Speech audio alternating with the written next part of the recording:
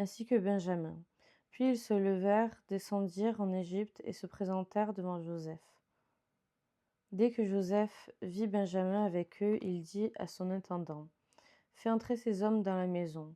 Tue une bête et prépare un repas, car ils mangeront avec moi à midi.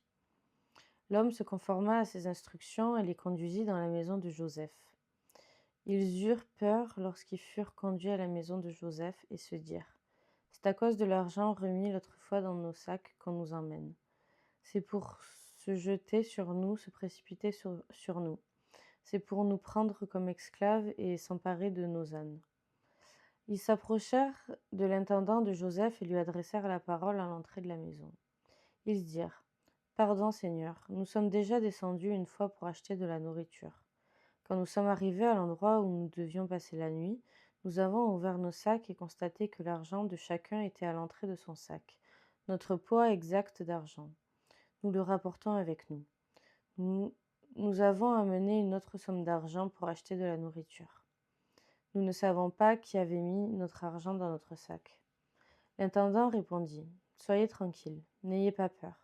C'est votre Dieu, le Dieu de votre père, qui vous a donné un trésor dans vos sacs.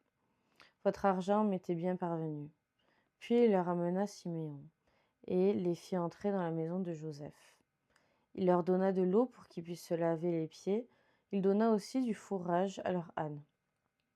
Ils préparèrent leurs cadeaux en attendant que Joseph vienne à midi, car on les avait informés qu'ils mangeraient chez lui. Quand Joseph fut arrivé à la maison, ils lui offrirent le cadeau qu'il avait apporté et se prosternèrent jusqu'à terre devant lui. Il leur demanda comment ils allaient et dit: Votre vieux père, dont vous aviez parlé, est-il en bonne santé? Est-il encore en vie? Ils se répondirent: Ton serviteur, notre père, est en bonne santé. Il est encore en vie. Puis ils s'inclinèrent et se prosternèrent. Joseph leva les yeux et jeta un regard sur son frère Benjamin, le fils de sa mère. Il demanda: Est-ce votre jeune frère, celui dont vous m'aviez parlé? Et il ajouta: Que Dieu te fasse grâce, mon fils. Il était profondément ému à la vue de son frère et avait besoin de pleurer. Il entra précipitamment dans une chambre et y pleura. Après s'être lavé le visage, il en sortit.